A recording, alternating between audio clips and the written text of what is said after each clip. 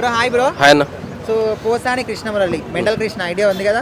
So ఇక్కడ అంటే ఇంతకు ముందు వైసీపీ పార్టీలో ఉండే ఇష్టం వచ్చిన రీతిలో పచ్చి బూతులు మాట్లాడేది. సో ఇప్పుడు మాత్రం పోలీసులు అరెస్ట్ చేశారు.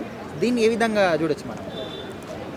గతంలో ఉన్నప్పుడు ఏవేవో మాటలు మాట్లాడిండు మా అన్న, దాని గురించే మనసులో పెట్టుకొని వేసినట్లు ఉంది. ఇప్పుడు ఎవరిని పడితే వాళ్ళని తిడితే ఎవరు ఊరుకోరు. నీ ఇష్టార్థంగా ఏది పడితే అది తిట్టితే ఎవరు ఊరుకోరు.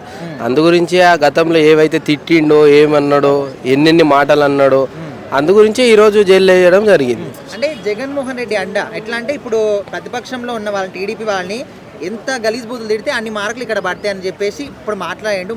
సో మరి ఇప్పుడు అరెస్ట్ చేసినప్పుడు జగన్మోహన్ రెడ్డి వచ్చి కాపాడాడు అనుకోవచ్చు.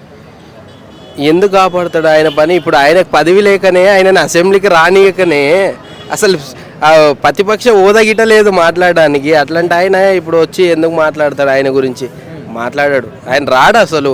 ఆయన విదేశాలకు వెళ్ళాలని ప్లాన్లో ఉన్నాడు. ఆయన ఎందుకు వస్తాడు? ఆయన ఎందుకు మాట్లాడతాడు? కాకపోతే మొన్న ఎవరైతే ఎమ్మెల్యేలను అరెస్ట్ చేసిండో ఆ రోజు నా ఎమ్మెల్యేలను అరెస్ట్ చేస్తారని బయటకు వచ్చిండు.